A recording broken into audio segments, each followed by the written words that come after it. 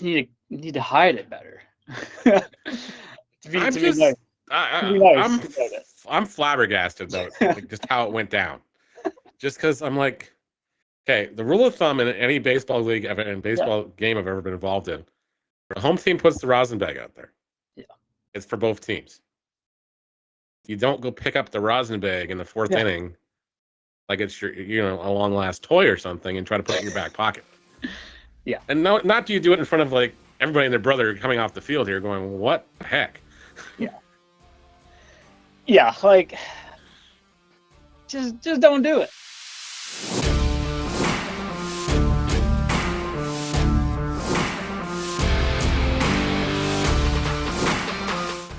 Well, what a way to whet the Canada Day appetite. Welcome to the IBL Inside Pitch. Neil Srivastava, Braeden Ferrington, Mark Pare here with you. And what a way to kick off the month of July. A whole lot of action on this Canada Day schedule. Think of us as your pregame show, but we're on every single Tuesday. Well, guys, it's July. The calendar has turned. Let's take a look at the IBL Power Rankings this week as we take a look at the bottom. And, well, they were so strong. We were singing their praises just a week ago, but a 4-game losing skid for the Toronto Maple Leafs, plummeting them down into the bottom spot this week. I have some burning questions for each team this week, and I want to start here with the Maple Leafs, and it's kind of has to do with their pitching, and it's a similar situation as to what we were talking about with the Kitchener Panthers, kind of living by the home run, but also dying by the home run. When you look at the stats so far, Toronto has 32 home runs. That leads the Intercounty Baseball League. Of course, 20 of those home runs have been at Christie Pitts. You turn it the other way, they have also given up the most home runs at this juncture, 35 home runs against. 29 of those have been at Christie Pitts. The burning question is, for just an open-ended question here for the Toronto Maple Leafs, I mean, what's the thing they got to figure out here? I think it's pretty obvious. I think they got to get another starting pitcher. They got to get somebody that can bridge some of this gap here with Will Janis and everything else. And you can't expect Willie to go out there and throw a gem every night, guys, because he's going to have off nights. He's going to have he's human after all. But they need somebody else to step in that starting role. The younger kids, they're out there, they're doing their best, but I don't know. They need something else. They need somebody who's never a bona fide number two who's going to take the ball every weekend. And you know what? I'm going to shut the door on somebody for you guys. That's what they need. Yeah, like Neil, like that's pretty much hit the nail right on the head with that one. Like you have Alvarado giving up five earned, I guess technically in 3 innings. Like as a guy that's kind of been around the league, I don't know. Like I'm not gonna say he should know how to throw to some of these guys, but I don't know, as an opposing player, I've never played with him. Sometimes when he gets kind of not wrapped up in the moment, but he's kind of lost out there on the mound. Everything kind of seems flat and hittable. And it's just, it happens. You know what? It's unfortunate, but especially when you play at a small ballpark like Christie Pitts, getting a 5 in 3 innings, it's a tough way to start your day. And then kind of just moves on to the bullpen. And luckily enough, this bullpen kind of did shut her down by only giving up 1 run the rest of the way. But it could have gone completely disastrous after that. So, to bring in a solidified number 2, even a number 3 kind of has that dog mentality where you give him the ball, it might be a win, it might be a loss, but he's going to eat innings and keep you in there. Like that's just what they need, I feel like, right now. Is there anybody in that bullpen that could even be an option? Or do you think you'd probably be looking outside the organization at this point? I think you got to go outside right now, especially where we are in the season now. We're at July 1st, so signing deadline's in a couple of weeks here too. So it's the last Monday to July, like it has been for the last 4 or 5 years anyway. So you're going to see, you got the MLB draft coming up. So there's going to be movement as far as visas. Guys are going to get released and everything else because Major League Baseball is going to be cutting losses as far as some of these farm systems. Guys are just going to be suddenly cutthroat, but you're going to be competing against the Frontier League, the Pioneer League, everything else for these guys' services, and it's going to trickle down. So there's going to be guys available if you have an open spot. But Yeah. do you risk waiting that long in this situation? I don't think you can wait that long. Like, I don't think you can wait till signing deadline time. You know, after all that draft stuff comes out, I believe the draft's the 13th and 14th, so it's not too far away, but still, it's just like you got to get somebody in here if you want to right the ship and you want to lock down at least get out of the bottom four here and at least have a good spot, not have to avoid the top team in the first round. Yeah, so even like with Howard throwing against the majors there this past weekend, like he threw a gem, I would say, for the most part. Like, yep. 5 innings, 2 earned. Like, that's something that, you know what, kudos to you. Because I think on the broadcast they said like he reached his like season high in pitches that game too, which honestly is pretty good, I think, for a guy that isn't traditionally a starter. I don't think. He might be like more like your middle guy where you might have to get stretched out a couple innings, but to come in and start, like, it's tough, different mentality, but kudos to him for doing it. And I don't know, I think they need more guys like that. Kind of get the ball and see how long you can take it and try to be successful. What do you guys make of the offense this week? When I look at the box scores for the last 4 games, obviously 6 runs for against Hamilton, where baseball was just flying out of the yard. It felt like there was no gravity in those baseballs whatsoever when the Cardinals got a hold of them last week. 7-4 loss to Guelph, losing late. They ran into a red-hot Jacob Cush on Saturday, and then obviously losing 6-3 to London on Sunday. It's like it seemed like the bats just didn't get going at all this week. It was just like, okay, they came out with the heat on Sunday and everything else. There was a hot game on last Sunday. You go back to that, and it was the hottest game. Like I don't remember ever being that hot on a ball field as far as that stuff. Maybe in junior back in St. Thomas, but that's like many, many years ago. But still, it's just like it was just too hot. And I think Wednesday rolled around, and we're playing Hamilton again. Okay, fine, let's go put our gloves out here and hope for the best. And it's just like the Cardinals, to their credit, they bounced back after that, and I think they worked out a lot of funks that day. Let's put it that way. So Lazo hitting that home run in the first at bat, and I think that was just like that was the coup de grace for him. And, he's been fighting the baseball. He's fighting everything out there, fighting the elements. But he finally felt like himself out there. He rounded the bases, gave the salute to the Bushman, and the Bushman let him have it all game. It was hilarious. And hats off to those guys. But it was just like it was hilarious. But yes, wish we had the mic'd up. Yeah, I thought that was a kind of cool story for Slaz there hitting a ball at Christie Pitts. And then Byron Reichstein. I'm like, that ball wasn't even that far over the fence. I'm like, doesn't matter how far it goes, Byron. They all count. You should know that.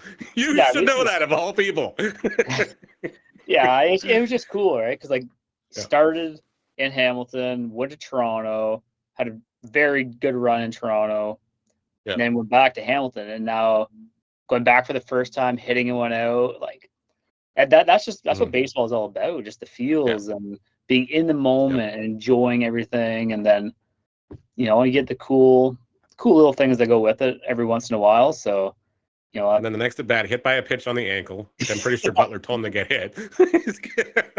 And then he walked, and I think he walked again. Then I think he got a double in the 9th inning or something, brought home 2 more runs or something. The game was well out of hand by that time. Yeah. But I was just like, like Robbie goes out there to have a conversation with the pitcher. I'm like going, he's getting hit. He's getting hit. Oh, wow.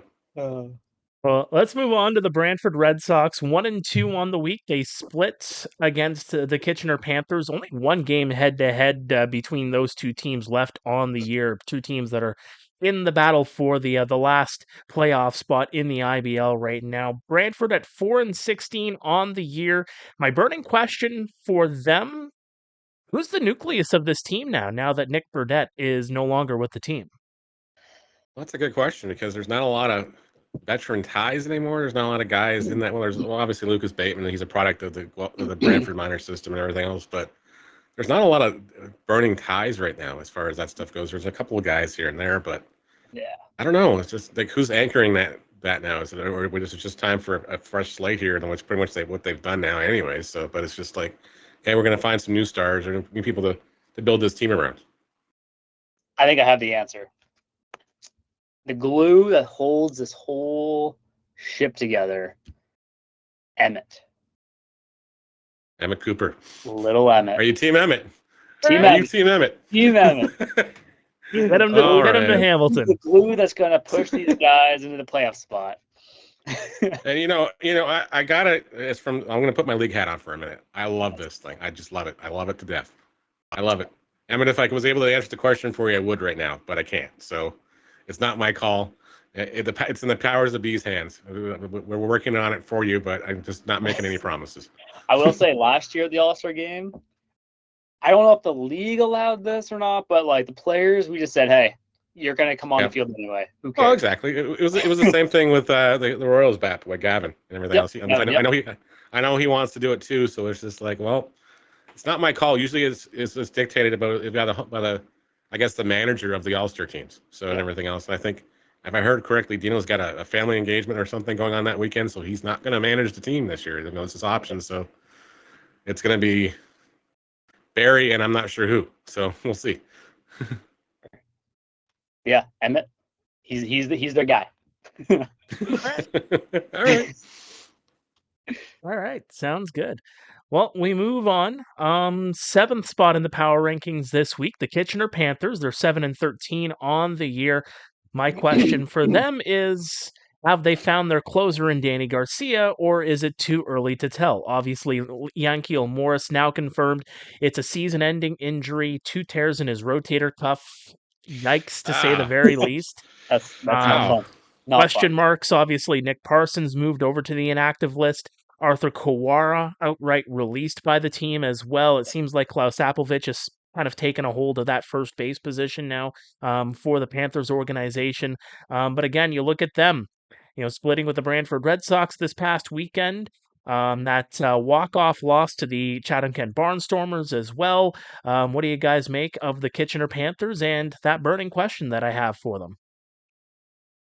They just have to play better with the lead. Like, honestly, Saturday night, there was no reason that's not a shot against Chatham-Kent or anything, but it's like, you hit 5 solo home runs in a ball game, and somehow you still found a way to lose. Like, yeah, it's tough. You got to tighten it up. And that's not a shot against Chatham-Kent, because those guys, when we get to their guys, I got a whole bunch of stuff to say about those guys. But yeah, we'll wait till then.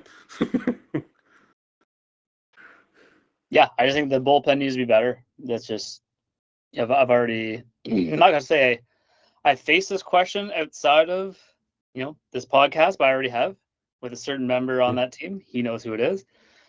And it just needs to be, like Neil, you said, it just needs to be tightened up. Like, it's just something there that, like, when you have the lead as a player, you want to finish that. You want to not let that lead go. And as a player, I would be, I'm not going to say embarrassed, but I'd be ashamed if I was the one that caused another team to come back and take the lead. So, like, if any of the Kitchener Panthers bullpen is listening, let's just take some pride in what we do. I know it's not an easy job, because I know what you guys are going to say. It's not that easy. Well, find the strike zone, mix up your pitches, make it easy. Yeah, that's all I got. Another thing to bring up, 2 things I got to bring up on the Panthers. We got to congratulate Old McNeil on another great start yesterday. Great job. Going into 7 innings, and it's just he absolutely dealt. He absolutely dealt yesterday. My question is, defense in the 9th innings, guys. Where the hell was the outfielders in the Chatham-Kent game? No, why is that ball going over my head? That's my first question. Why is that ball going over my head? Like, it's the 9th inning. Like, why is that ball going over my head? Like, isn't the rule of thumb, hey, nothing behind you? Like, you usually have this, hey, no double defense. Let's go. Figure it out. Yeah. Like, I'm just like, why is that ball going over my head? Like, why am I watching this replay going, where the hell was he playing? Yep. Where the hell was he playing? Just because it's 260 down the line doesn't mean you have to play it doesn't. Like, no, it's just play on the fence. If I'm it's over, it's flabbergasted. gone. Yeah, like, I'm just flabbergasted going, like, he wasn't even close to it. Not even close. Yeah. Well, guys, the Kitchener Panthers, they'll take on the Guelph Royals tonight. We'll have to see if they can find a little bit of a rebound after they were shellacked by the Royals very, very, recently. To the 6th spot now, the Hamilton Cardinals, 53 runs in their last 8 outings, but they've also given up 53 runs in their last 8 outings. 9-10 on the year, a busy past week, 2-2 their record. Have they found their touch on offense with those 53 runs in their last 8? And what's missing, I guess, would be another question for them right now. Honestly, if they were a Katy Perry song, they would be hot and cold. Honestly, it was just because that would be the lyrics to their song. Because it just seems like, they go hot, they go cold, they can't make up their mind. They just can't. It's like some nights they come out, they're getting guns a-blazing. Other nights it's like, okay, we're going to sit back, try to win this one somehow. And then it's like you go Sunday, it's a bullpen day for you. You're facing Frank Garces. And you have Frank Garces on the ropes in the 5th inning, the 6th inning, guys, and then you let him off the hook. You absolutely let him off the hook. It's just like, you had a chance to chase him again and just couldn't do it. Just couldn't do it. Yeah, I feel like it's just like every time like Boone gets the mound, you kind of have that sense, okay, we have a chance to win this game, right? Yep. Where I can say, Neil, you'd know way more than I would. After Boone, it's like almost like a coin flip on what kind of team is going to. Well, exactly. You look at what Srivastava did against Welland in Welland, and it's like, okay, great. So we saw this side of it today, and then the very next night, Enrique Saldana goes out there, and it's just like, okay, yeah, Welland's Welland, but still at the same time, he's like, you got to be better, guys. You got to be better. And I would like to strike that 5th inning from the record books, please. Like, honestly, I don't want to have to live through that again. It was just painful. Yeah, painful. 9 runs, like, I don't know, like, you just could not get a baseball. It reminded me of the scene from Angels in the Outfield where that ball goes off that guy's glove and just everybody boots the ball around. Like nine errors on that one plate almost felt like. It was just awful. It was just awful.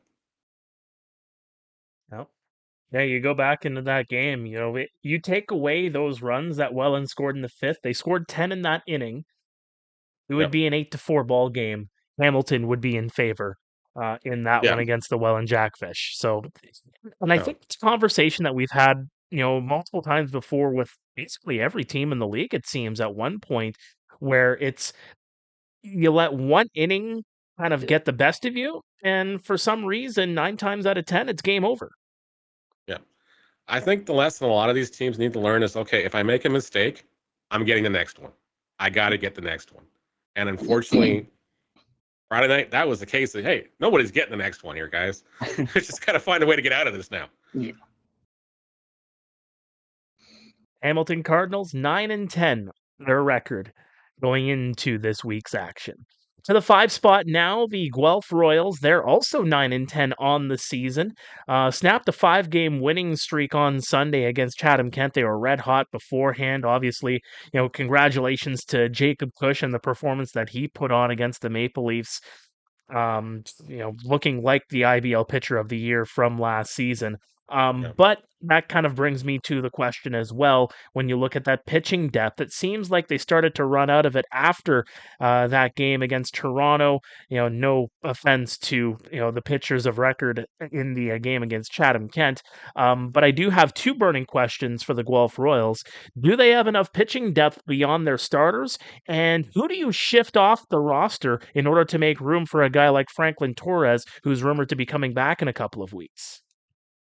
Well, exactly. That's the big question. It's like, that's not a shot against Matt Ward and everything else. Like, he's been playing his lights out here. Like, he's been doing everything that's been asked of this young man. So, he's been put in a situation where it's like, he knows the job's his right now, but coming in a couple of weeks, like, does Torres move to the infield? Do you move somebody else to the DH spot? Like, it's just like, what's gives here? Or is there some younger kids going back to school that is, okay, it's more like, okay, we can move him off the roster now and not worry as far as this stuff goes. But yeah, it's gonna be an interesting shift in Parolari, and of course you're expecting Claudio Custodio back too. But which Claudio are you gonna get? That's the question. Like, he hasn't been up here in 2 years, and it's like, okay, so which one's gonna show up? Like, he's now, he's now 35 too, so it's not an age factor with him, because that guy's gonna play till he's 50. That guy, I just know he is. Yeah, it's just the kind of guy he is. He's gonna play till he's 50, and he's gonna be shoving up people's butts till then when he's 50.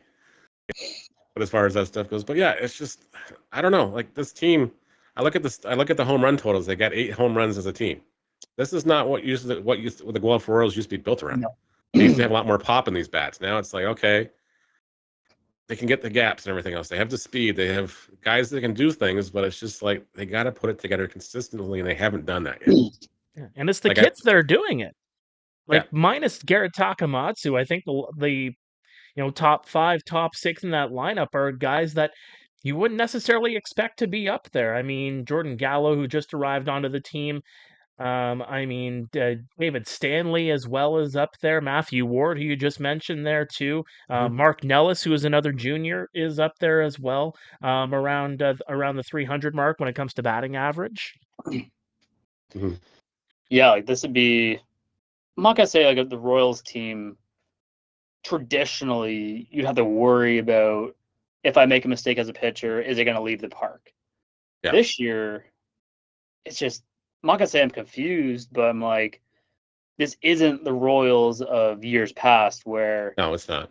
you can't, throw it down the middle and get away with it. This year, it's like, yeah, you probably could, but then it's going to be a bunch of singles or maybe if you're lucky, something driven in the gap. But yeah, it's just like I'm not gonna say it's a scary lineup. Like, Yeah. it's a bunch of guys, but it's not like again a couple years ago where you're on the mound, you're like, okay, I got stress. I got stress for 9 batters, and I got to figure out how to be the least stressed out of all of these guys because they're all gonna hit well. Yeah, well, exactly. You think back to the lineup they had, like, just not even a couple of years ago. You look at Riley, Garden, and Terrasano. Those guys, guys capable of putting the ball a mile away if you make a mistake anywhere in the strike zone. Exactly. And now they don't scare me that way. They scare me. Okay, they're going to find a way to win. Kind of scare me. Right. Or or this is going to be a 2-1 ball game, and they're still going to squeak this one out. It's fair, yeah. And like, I don't know if it's a shift of like Canadian baseball or not, but I feel like that's how a lot of baseball is happening right now. It's the pop is kind of gone down, but the small ball and strategic play is thriving, and I don't know. It's a confusing thing, but believe it or not, the home runs are actually up this year in this league. They're actually up right now, which is crazy. Which I'm trying to figure out where, but they're up this year. Exactly. Yeah. I think I got two spots that might have that. Yeah. But like, yeah, it's just like it's like I would expect a lot more out of the Guelph Royals brand. Yeah. Not the guys on the roster, but it is what it is. So hopefully they've got 8. They have not hit 10 yet. Everybody else in the league has got at least 10, and I think we're going to have a team getting to 30 in a couple of days, if we're not mistaken. So, well, we already got Toronto at 32 in home runs so far this season. Yeah. But yeah, the pop's got to start coming back here for these Guelph Royals, I think. Yeah, for sure. But it even goes back to the question: do they have enough pitching depth beyond the starters, even if you bring back a Custodio? Well, it's like, are you going to expect these starters to go in 7-8 and hoping to get the ball to Garcia without a stopgap? Like I don't. That's a lot. That's a huge ask. It's a huge ask, especially in a 3 out of 5 series. That's going to be done in pretty much a weekend and a half. Yeah, you need that bridge guy where they love the pressure of that middle, getting the ball to the next guy. You need someone that thrives in that situation, not just a guy. So hopefully they can find it because it'd be helpful. Could be looking at one right in front of me here, but that's beside the point. But that's not me. That's not my call. Not my call either. Well, the Guelph Royals 9-10 on the season so far, number 5 in the power rankings this week. To the Barrie Baycats, they are number 4 on the power rankings this week, 9-9 on the season. They're on a 2-game winning streak, big wins over Brantford and Hamilton. Bottom 4 on offense, just 110 runs for. The emphasis, it seems like, is on the pitching, obviously, with the guys that they pump out onto the mound game in and game out, just 84 runs against. That is second in the Intercounty Baseball League. But I think the big question right now is the status of Ryan Rio, because some news came out about him over the last couple of days. Yes. It did, and that was kind of heartbreaking too, because I love Ryan. I think he's a great guy and everything else. I think we got a great relationship off the field, and I hope if anybody can come back from this stuff, Ryan, it's you. And God, I hope you're back soon, man. But it's just take care of you, get everything going the way it needs to go, and I'm glad they caught it. Honestly glad to God they caught it, because I would just be devastated if we didn't catch it and something happened.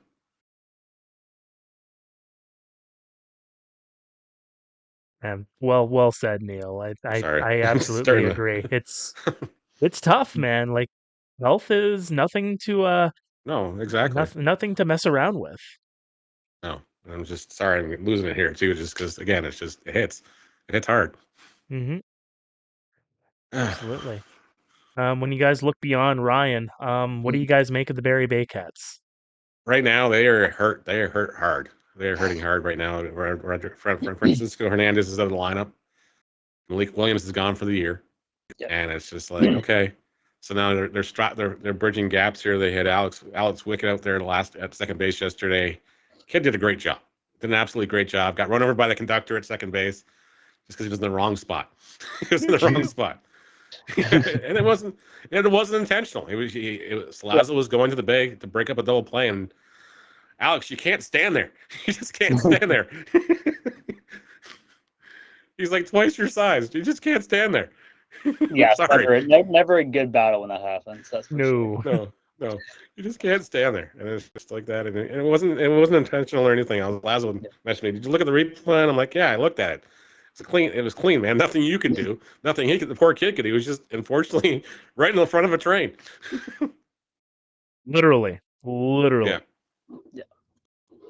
But yeah, Well, you look at their offense, and you look at like yesterday again, Tyler Plumpton. Like, dude was like, yeah. If it wasn't for him yesterday, I think it's a different game. I think he settles down that pitching staff very, very well. He knows Frank very, very well, and Frank was just going out there and. Frank was throwing a bunch of FUs out there last night. It's like, you know what? You're not getting the ball in my hands. I'm pretty sure the bullpen wanted to warm up in the 6th inning. Nobody was down there till the 7th. 7th inning, 2 guys looked down there. Frank looked down there as he came off the field, and that was like, okay, yeah, whoever was down there, shut it right down after that. So it was like, that's just a veteran guy doing veteran things. It's like, okay, no. I'm sitting in the back of my head going, Frank knows what his numbers are. I guarantee it.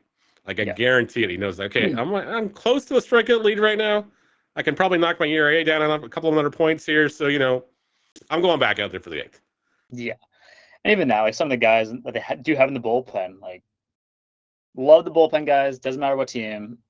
I respect it. I understand what they're doing. I appreciate it. But some of them is just like, maybe it's bad luck, bad, defense behind them. But some of them just haven't got it going, and then it's just like it's confusing because you got Juan Benitez, you got Frank Arces, you got Sanoa at the back end. Where's the middle? Where? Yeah. Well, that was the same question we had last year. Yeah. It's like, what is this middle? Like, because this middle is dangerous. Like it's like playing Russian roulette. One of these days, the bullet's going to go off and knock somebody out. Come on. Yeah. Just like. Yeah, and it's just it's kind of like not perplexed, but I'm like, okay, like there's a bunch of guys here that are very capable of doing this. Yep. What, like, step up, someone do it. Don't wait for someone else. Yep. Just do it. Oh. I don't care who it is. You could be your first guy that's first year in the league, or it could be a Chris Lazar. Love the guy to death. Spoke to him in Chatham. Like, Chris has been around for a while. Like, he knows what to do. Like, he's been around. He knows what's going on. Yeah, both as a starter and as a reliever. Yeah. He's been around it quite a while. Exactly. So I'm just like, yeah, man. Like, this is the guy. So now let's flip the coin here as far as this stuff goes and look at their offense. Okay, so you got Noel McGarry Doyle back. He's got a little bit of a chip on his shoulder. He's been hitting the baseball really well since he came back. Nolan Macubrota finally figured out why he hates hitting in Hamilton so much yesterday, so that's over and done with. But yeah, he's got a huge chase rate right now, and he's looking at pitches that you can't look at for strike 3. You can't. You can't look at those ones, Nolan, and it's just like you got to be the guy right now. You got to be the guy. Absolutely. Barrie Baycats, number 4 on the power rankings this week. We move up to the penthouse now, the top 3 in the power rankings. At number 3, at 13-7 on the season, the London Majors. 1-2 on the week. Have played in a number of close games lately. They've won 3 of their last 5. They're 8-2 in games that are decided by 2 runs or less. I don't have a burning question for them. Instead, I'm going to turn it to our friend Braeden, who has a burning question for the London Majors this week. Yes, they're winning. I love that. But it's just like there's no game that's been an easy game. And, No, they've all been I feel like when's breaking point for these guys to be burnt out? Like it's one of those things. Like you're human beings. If you're always stressed, something's got to give. And like, I don't know. I know a lot of the guys that are on this roster. So this is nothing against anybody in that room. I'm just wondering when that's happening, because like I know what their schedule is off of the games, like game schedules. I know what their schedules are, and it's just like, how can they keep doing this? Like for me, it's just, it would drive me crazy. Like it would as a player. They need a couple. They need a couple. They need to string a couple of easy games for the guys. Okay, relax. The bats are booming or something. The bats have got this tonight. We don't have to stress. Okay, we're not in a one or two run ball game right now. We can, it's the 8th inning. We can relax. Just go out there, throw our pitches, get ground balls, get outs. Not worry about, okay, crap, if I give up a double or something, what's going to happen here? Yeah, it's just been one of those like stretches where it's like legitimately every game, and I'm just like, wow. Like I would, as a player, if I knew, okay, I didn't have to pitch at all, like there was 0% I was going in, I was over the moon, because I was like, okay, I don't have to be on stress, pacing back and forth, waiting for when I'm going in. So like as a player, like on that roster right now, like let's just go out, put a 15 spot on a team, and just enjoy the game. Like let's just not wait till the last inning. How about we do it from the beginning? But they're winning games, love that. But it's just like, how many times can you keep doing the same thing over and over again? And I'm not gonna say it's going in their favor, but I'm like, it could also go on the other side of it. That's how close they are. Like it's like, let's just not do the nail biting situation, because that's no fun for anybody. Does it kind of work even in the other scenario where they're kind of getting used to play? Because these are the types of games that you're going to be playing in the playoffs. These close, tight-knit games, these high-pressure situations. Yeah. Does it kind of work the other way, where it's almost even works as a positive as well, where they're playing in so many of these and are coming out on top more often than not? I think, again, this is just me speaking from the player standpoint, and maybe just me. But I think it's like you just become numb to it. And it's just like, oh, it's another game. There's no adrenaline rush. There's no whatever. At that point, you're just going through the motions. And it's just like, okay, like, it's another one run game. See if we win this game. Or like, if you're a hitter in that lineup, it's going to be more of a, okay, we're gonna wait for the next guy to do it. But then what happens if that next guy doesn't do it? Then that's the situation, right? So don't coast. Just get it from the start. Like I don't think it's that difficult of a process. Like usually starters at the start of the game try to establish their fastball. Sit on it. I don't know. Make baseball easy. Stop making it so hard. Stop eliminating some of the guesswork, and you just trust the hands and let them go through the zone here. Exactly. Like I don't know. Maybe I'm the crazy one. Maybe. Maybe. Well, the London Majors at 13-7 on the season. They are number 3 on the power rankings this week. To number 2 now, the Welland Jackfish. They are atop the IBL standings, a 14-5 record. I guess my question for them is, are they still the juggernauts they were in the first few weeks of the season? And if they are, what's their weakness? Where's the 2-meter hole to shoot a laser into the Death Star, if you will, when it comes to the Welland Jackfish here? I'm gonna say third base, and that's not a shot at Porcelado. That's not a shot at everything else. I just think that's the weak point right now, and that's not because they got guys not in positions they're not comfortable right now. It's just because they didn't have a third baseman this year, really. So when they had Jake Sanford there, he had played third base before and everything else, but even then, it was just like, how long is this going to go this way till they they figure out something else as far as position wise and everything else? And hats off for Jake for getting the call up. Porcelado came down. He went to third base. But up the middle, I love watching Wisner. I love watching Luford play. Those guys are a lot of fun to watch. And the way they work together, it's just like, my God, like, good Lord, I pity teams in playoffs when these guys are up the middle here. You got to ball up the middle. Just forget it. It's an out. It's an out. Just forget it. Yeah, I don't know. For me, I feel like it's just one of those stretches right now. Like for them, everybody goes through this. Like, you can't. They don't lose. They don't lose 4 in a row. They just don't. And I could tell when they came into the park Friday. Usually they'll pop up. Somebody will say something, come up, say hi, something. Shoot the breeze, whatever. But it was all business. Batting practice was all business. There wasn't a laugh. There wasn't a chuckle. It was all business. They're hitting laser beams. They were focused. It was like, yeah, we're gonna win this ball game tonight. And that's just. I'm the only one that felt that uneasy coming in the ballpark and everything, but it's just like, yeah, we know we're going to lose this. We're going through a production meeting and just telling the TV crews, yeah, it's going to get ugly. It's going to get ugly. That's tough. No, but it's just like, it's either going to go one or two ways because you're playing the best team in this league. Yeah. And it's like, okay, if it's a great pitcher's duel like it was Thursday night, hey, great, fantastic. We got lots of stuff to talk about.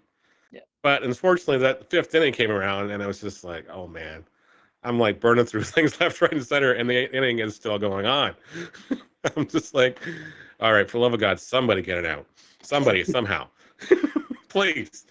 And it's like everything they hit, it didn't matter where it was, or who it was at. It was just like deflection off an arm or something else, taking a weird hop. It was like the Welland Jackfish exercised every demon they had this week in that 1 inning. Yeah, and it's crazy to think like how a team like you take one loss, right, and then that kind of sets off them to do that kind of thing. Yeah, like they're just so laser focused on what they do, and maybe that's a product of the Welland Jackfish way. But it's just like for me, it's like, okay, cool, yeah, you lost a game. I'm curious if that's going to snowball, right? And then they come back and they just put an absolute pounding. And you're like, okay, all right. Well, even Thursday night after Hamilton won that game, like the first thing I think I messaged Dan Dominguez, I have a really bad feeling about this tomorrow. Just a gut feeling, just because I know how the Jackfish work. Yeah. It's just like somebody's getting curb stomped tomorrow. That's pretty much what it boiled down to. Oh man. Oh well. But and then there were signs, and I got to look at Ben Adron. Yeah. The first 2 innings, like his body language, everything else, he was just like, he was really frustrated. When Duncan hit that home run and made it 2-1, you could see the look on his face, like, I don't got it tonight. Yeah, I just don't got it tonight. Yeah, like he was ready. All it would have taken is just something to push him over the edge, and that would have been it for him. But Hamilton let him off the hook, and then of course, then that inning happens, and it's just like. He goes back out there after 40. I don't know. I don't have the exact time, but it had to be 45 minutes. Like it was the equivalent of that ALCS game for the Blue Jays in Texas. That's how long it felt. That was crazy. Like honestly, that's how long it felt. It was just like we're still in this dang inning. And then he goes out there after 45 minutes. Not the best stuff in the 6th inning, but he battled, and he was like, okay, I figure, okay, he went back out. He went out there. It was 5 innings. They went up for 6 and 7. I'm like, all right, okay. He seemed to have found it. He was able to readjust. Maybe he just needed to relax. But he found it, and it's just like my hat's off to the guy. He didn't look like he hit his best stuff, but he still got 9 strikeouts. Yeah, he threw probably his best C stuff and still won. Yep. Yeah. That's the Welland Jackfish, folks. Second on the IBL power rankings this week. To the Chatham-Kent Barnstormers atop the power rankings at 13-7 on the year. A 3-0 record on the week, a pair of one-run wins, including that walk-off against the Kitchener Panthers, late game runs against the Guelph Royals as well, en route to their big victory to wrap up the week. My question for the Chatham-Kent Barnstormers, are they suddenly putting themselves into the spot to be the favorite to win the IBL championship behind Welland this season? A lot of has to go well. And I sent Gil a text message yesterday about this actually, and it was just because I watched the post game. I watched the post games on most stations and everything else. Most stations, well, most teams post games and everything else, just because I like staying on touch. But he's like saying, he reminds these guys they start slow, just like an engine. It takes a little while for the engine to get warmed up and everything else. But my thought to Gil was, hey, 0 to 60 once in a while in the first inning is not a bad thing too, Gil. So just as far as that stuff goes, take some of the pressure off these guys. But hats off to these guys. Like hats off to these guys as far as what they've been able to do so far. The pitching staff, the team, they're all believing. They're all pushing. They're all pulling the rope in the same direction and everything else. They're all pulling the load as much as they can. It's not on one guy's shoulders right now. It's like, okay, somebody else is going to pick me up. I'm going to set the table. Somebody else is going to clean it up. But they're finding ways and doing things they got to do to win baseball games. They're not stressing in situations. They're finding ways to come back in games. Like they were down, I don't know, 3 games this week. They came back in all 3 of them. Like just hats off to them as far as that stuff goes, because that's just great. It's just great to see them doing and everything else. And yeah, let's forget that they're a second-year team right now. Just forget that. They're just playing great baseball. Let's leave it at that. Yeah, and then that's all you really want, right? Like it's that grittiness, right? Of I want to win. It's not like nothing's ever given to you in this league. That's literally been proven time and time again. But with this group, like, yeah, they started slow. Mm-hmm. But now, like, you can see this team kind of forming into something that, like, okay, this could be something special. Yep. Do they have the right pieces to go to the finish line? That's for them to decide. My question is, how many guys are they going to lose in August to school? Exactly. That's my question. That's my question right now. Like this is great, guys, and everything else. But how many guys are like? How are they going to lose? How many are they going to lose this year? Mm-hmm. I didn't look at the roster. Look at where they are as far as. That's just in the back of my head going. They were a different team come playoffs last year. And that's really going to be the answer there. It's how many guys are they losing, and can they keep this momentum rolling? Because everybody knows playoffs happen. Yeah. Welland's gonna go full guns blazing. Barrie's is gone. London's gonna go. Even Toronto's gonna go. Like the veteran guys, they'll flip the switch on. Mm-hmm. It's just this young core, this young group. What's gonna happen here? I'm curious to find out, because like they're an exciting team to watch. Like I watched them live, and they were fast. Yeah. So we'll see what happens with them. Yeah, they're not afraid to take a base. They're not afraid to take a base, and they got Fakata behind the plate. She's just throwing at everybody that moves. Yep. Like don't run into this guy. Just don't do it. Just don't. Find a way to get to second base that doesn't involve trying to steal it. Because it's not happening. Just because he looks small doesn't mean you can't. He's got such a crazy pop time. Like it's just crazy. Oh, it's crazy. It's ridiculous. Like it's just like I want him to do it in practice just so I can get a stopwatch and go, yeah, it's ridiculous, just so I know how fast it is. Yeah. I'm not going to tell anybody else how fast it is, but it's fast. Yeah. It's for your own records. Yeah, just for my own reference. Like, okay, so that's what this looks like. Okay, just because that number. Hey, you know what? You just challenge him. But hey, I'll go on first. I'll try to steal. I want to see how it is. I won't even get a foot and a half off the base if you throwing me off. Come on. Oh, man. Oh, man. No, but yeah, they've been great. My concern is, are they peaking too soon? Because we've seen teams do this. The Hamilton Cardinals a couple years ago, they were in first place going into July. They were 15-7. The team I was the general manager of the one year, Guelph Royals, we were 15-7 at Canada Day. We went absolutely into the toilet in the next month. Absolutely. That's the best way to put it. Yeah.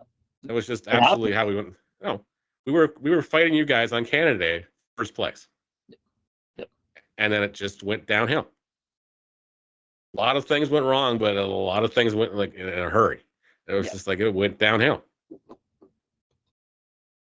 So it's like, I just hope they're not peaking too early. And I think Gil's smart enough as a manager and everything else, based on his experience, major leagues, Frontier League, everything else, the experience.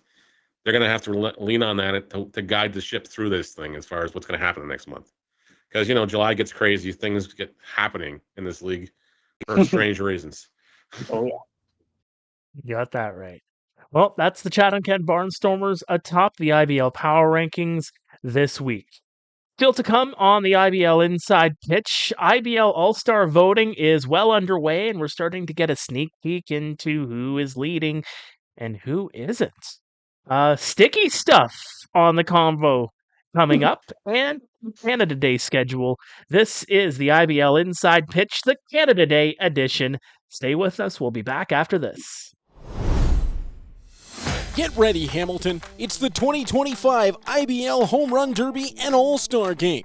Hosted by the Hamilton Cardinals at beautiful Bernie Arbor Stadium. Watch the league's top sluggers crush moonshots in the Derby. Then see the best of the best go head-to-head under the lights in the All-Star Game. Grab your tickets now at HamiltonCardinals.com. Because this summer, the stars shine brightest in Hamilton. Welcome back to the IBL Inside Pitch. By the way, the All-Star Showdown in Hamilton coming up on Sunday, July 20th. Get your votes in now, theibl.ca/vote. Before we get into the conversation about the All-Star vote, a sticky situation in Welland the other night. Braeden, a little bit more on that. What are we learning? What do we know? I just know that you need to hide it better. I'm flabbergasted though, like just how it went down. Just because I'm like, okay, the rule of thumb in any baseball league and baseball game I've ever been involved in, the home team puts the rosin bag out there. Yeah, it's for both teams. You don't go pick up the rosin bag in the fourth inning, like it's your a long last toy or something, and try to put it in your back pocket. Yeah. And not do you do it in front of like everybody and their brother coming off the field here going, what the heck? Yeah. Yeah, like just don't do it. Like no, like that's my and thing. It was just so like he knew he had it when he pointed it in his hand. I was just like, what are you doing? Yeah. That doesn't even look right. It doesn't even look right. Yeah, like it's just craziness. If you like everybody uses rosin. For the most part, or something, whatever. Yeah. It's just you need to just tighten it up here.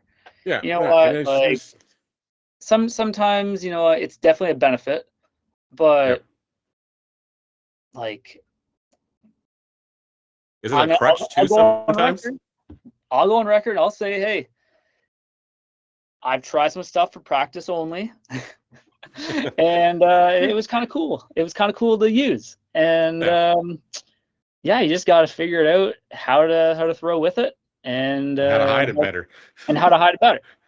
Yeah. So, like, because the league doesn't usually enforce this stuff, guys. No. Like, they don't check gloves as you come off fields and anything like that. No. But it's Rule 301. Yeah. So it's again, it's just up to interpretation as far as how the league rules go. But if you go through the league rules, we follow the official rules of baseball unless otherwise specified. And this one's not otherwise specified somewhere. So if it's 301 by the book, it's a 10 games. So I don't know. Yeah, my take on it is like, if you're going to be very obvious about it, then hey, it is what it is. You own that. Mm-hmm. But like, just if you're gonna use it, just hide it better. Like it's really not rocket science. If you want to know how to hide it better, just let me know. I'll help you with this. you know a guy. Yeah, I You know a guy. know a guy. I know a guy. Yeah. No. But let's see. Let's leave it out to the fans this week. What would you think is a suitable punishment for this situation? I've heard from, many people this weekend for some reason. It's just, I don't know how people are getting my number or whatever else. They just know how to reach out. But it was just like, I'm doing a broadcast and there's like 9 messages all about the same thing. And then somebody literally pops their head up in the 3rd inning right in front of right in front of my mic and just like, hey, you hear about this? I'm like, oh my goodness. Like, I didn't want to have to talk about it. Yeah. But I had to now because it's now on the mic and it's like, oh, great. Now I got to talk about it. So what would you guys think is the fans out here and everything else? What do you think is suitable punishments for this as far as everything else? If the league doesn't follow the 10 games and everything else, because let's be honest, 10 games in this season, that's the rest of the year. Like I'm pretty close to it. It's all of July. It's all of July. So you're done. Yeah. I heard people suggesting he's gone for the year. And Welland loses the import spot, so they can't get somebody else. Because if he's gone it is for 10 Tio games, Ortega we're talking about here. Yeah. He's gone for 10 games, so it's an import spot. Okay, so Welland's just going to say, okay, fine, he's released, whatever. He's gone on their inactive list. Boom, call the phone up, get somebody else in here, take his spot. Definitely gone from the All-Star game, like just off the ballot, whatever. But as far as that stuff goes, but again, it's just not. I'm not trying to not defend him, not trying to condone his actions or anything else, because let's be honest, it's happening a lot more than it's everything else. There's guys in this league that are doing things not as obvious as how they're doing it, but there's guys doing it. So it is what it is. He got caught. Yeah. That's the bottom line of it. He got caught. Yeah. Just don't get caught. It's easy. All right. Well, a little bit of homework from Neil after all of that this week. So yeah, there's the homework assignment for you guys. Braeden, you got a shop to close up, so I'll let you do your thing. Go close the store, sir. Yep. See you next week. All right, see you guys. All right, now that the riffraff is out of here, let's take a look at the IBL. Get the brooms out and clean up here. We love you, Braeden. Man. We love you, Braeden. We love you. That's all in fun. That's all in fun, man. It's all in fun. Absolutely. I'm sure if it was one of us leaving, he'd do the same thing. So Exactly. Well, All-Star votes are coming in hot and heavy, to say the very least. They're not hot, they're not cold, but no. What's the latest that we have on the All-Star vote handling, and any surprises that have popped up to you in the vote results here so far?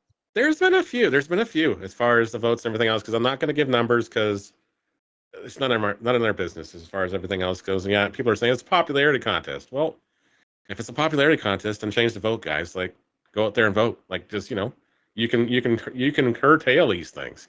You guys have email addresses. You have grandmas. You have whatever else. You have neighbors. Hey, can I borrow your email address? I'm gonna vote. You're gonna vote for the All-Star game. Here's the guys you're picking. You can change the course of history here, guys. But again, it's just like, okay, I'm surprised that some teams that are where some of these players are. Some of the more powerhouse teams, they're like, okay, whatever. Like, have they not decided to vote? Or they just don't, just kind of going with the ebbs and flows and, okay, yeah, so-and-so will go anyways. But yeah, do you not want your guys to be the starting guys? Like, do you not want them to go or what? Like, because it shows me out here that some of these teams are just like, they don't really haven't got organized here, haven't got their stuff together. They just haven't got it going yet. And it's just like, and then when we released it at 12:45 this afternoon, or yesterday afternoon, it was like, boom, okay, in comes the influx of certain teams. Because I guess they woke up and saw things. So it's just like, okay, here comes the flood. Now they're starting to realize, hey, we better bleep or get off the pot, if you will. Yeah, well, like I said to you off the air, it's like that scene from Head of State, which is the Chris Rock movie where he's running for presidential election, and it's like, and so-and-so is in the lead, and you just see the cut shot of, I want to say it's a town in LA somewhere, but everybody and their brothers running out of the houses, running to the polling stations. This is pretty much your polling station now, guys. You want to vote for these guys? You want your guys to play in Hamilton on the 20th? Go out and vote. Like, it's not that hard. We've made it pretty simple to do. It might take you 5 minutes to get through the ballot because there's a lot of choices and everything else, but go make the vote. Make the conscious effort and stop complaining about it. And, and for God's sakes, don't stuff the ballot box. Don't be that guy putting up 20 votes because he thinks he can, because we don't got time for that, and we've got measures in place to track that stuff too. So they're already going in the trash. Mm-hmm. So just don't be that guy. Yep.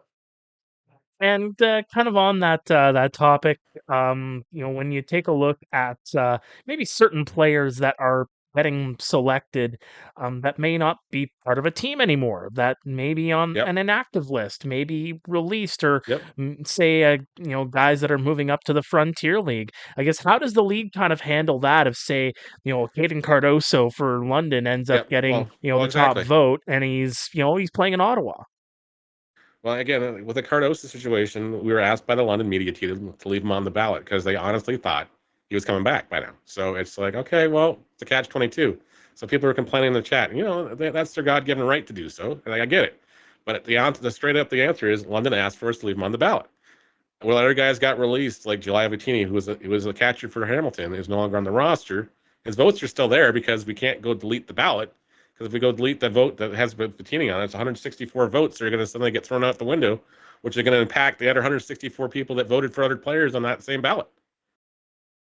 So it's just like you can't just take it out. So yeah, we'll have to adjust it and everything else. Plus, the other half of it is the broadcasters make up the other 50% of the vote too. So it's going to balance things out as well. Plus, the league will look at these things as far as on a on a position by position basis too. So if someone is no longer on the roster, okay, we're going to take him out, go to the next one down the list.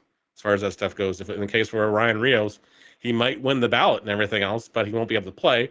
I'm hoping the God he comes and gets his flowers, has a salute and everything else, hangs out with the team on the bench and everything else. But yeah, he's not going to play. But that's not a shot against him. He's earned the right to be on the ballot. As far as everything else goes, and his numbers and everything else, if he was healthy, would probably have him a lot higher. Yep. At the end of the day, it's an accolade, right? You get nominated as a starter. That's something you can hang your hat on and say, "Hey, I was voted an Exactly. all-star starter." Yeah, exactly. And I think a lot of guys will get a kick out of that too, as far as that stuff goes. And I know you're going to see a lot more guys probably taking to social media. Like Ryan's been great as far as those things too. Like the dog one was kind of. I've been loving the campaigns. Yeah, the campaigns have been great. Like, I love it. It's just like that. And you've seen some teams, go above and beyond for some things too. And of course, you got to shout out Emmett. You got to shout out Emmett again, just because again, I love it. I love it. I love it. It's just like I'm waiting for Gianfranco Morello to join team out again because he was the bat boy when he was with Brantford. So Gio's probably out there going. I'm just waiting for Gio to jump on board and it's like, okay, yeah, it's done. Game over. Just send the kid already. Yeah. Hey, if by the way, anybody that is putting your all-star campaigns out there, any players that are out there, tag us. We'd love to see them, and that's maybe we'll share them out, and maybe that'll also help your cause whenever you're trying to get some extra votes in. So if you tag us, maybe we'll it's not an endorsement by any stretch of the imagination, but it's just, hey, if you tag us, maybe we'll share it out there as well, just as a, hey, this guy's doing a pretty good job at campaigning. Exactly. No, and then to get back to the question again, with guys that are no longer on the roster and everything else, of course, you've had Nick Parsons, you've had Arthur Kawaras both get released and everything else. So they'll probably obviously be coming off the ballot probably the next 24 hours as well. So as far as that stuff goes. Yeah, and any so again, we can't delete the records again. We can't delete the vote totals because it'll disrupt the whole ballot. So, but they're just not going to be counted towards that position. Exactly. And I think people will kind of look at that and say, you know what? It's not a perfect system, but I don't think there is a perfect system that's out there for something like this. Exactly. And it was like when we were shopping it around earlier, it was just like, well, what can we get that's on if somebody's gone out and made something and they wanted a lot of money for this thing. And it was just like, okay, no, well, what can we do in the meantime? So I taught myself how to make this thing. I didn't want to, but we didn't really have a choice. So it's like it's either that or we do the system we did last year, which was so chaotic, just because it was okay. It's an email submission, it's an Excel sheet, and then you have to go total them manually, and it's just like, oh man, it's a nightmare. This way works a little better, but yeah, it's not perfect. And it's the first time. It was our first going at doing something like this. So we appreciate the feedback too, as long as it's constructive and not just somebody being a dick and trying to tip apple carts here. Because I don't got time for dicks. I'm sorry, I just don't. Exactly.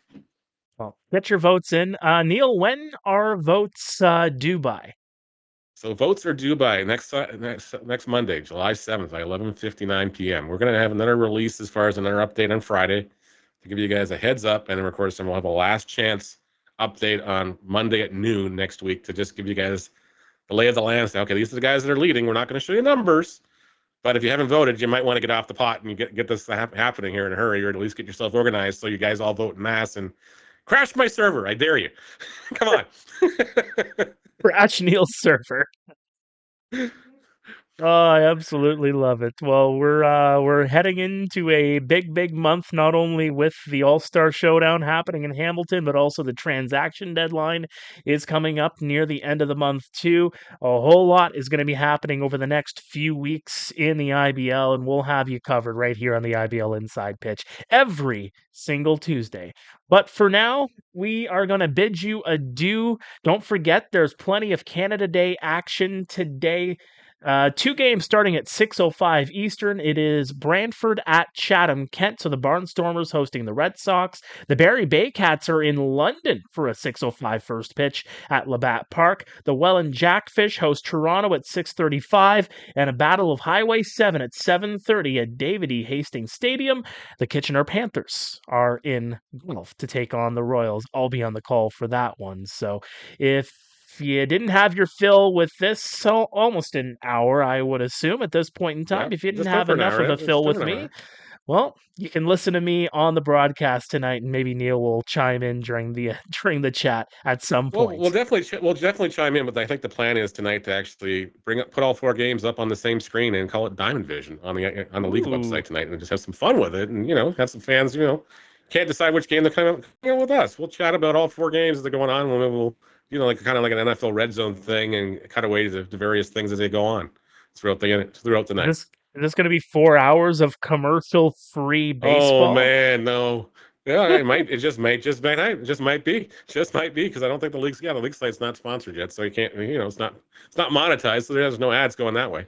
Well, I'm hoping everybody else does Diamond Vision as well and watches all 4 games. You know what? That's another homework assignment, and we'll do that for tonight. Send in your setups for watching IBL action for tonight, and just show us how you're doing it. If you're doing it all 4 on one screen, if you're doing maybe 2 on a couple of TVs, 1 on a laptop, 1 on a phone, whatever the setup is, let us know, tag us, and while you're into that realm of tagging, don't forget to hit like, hit subscribe, and get our algorithms up so more people can find out about us on the IBL Inside Pitch. Well, that's about it for us here this week. He's Neil, I'm Mark, for Braeden Ferrington as well.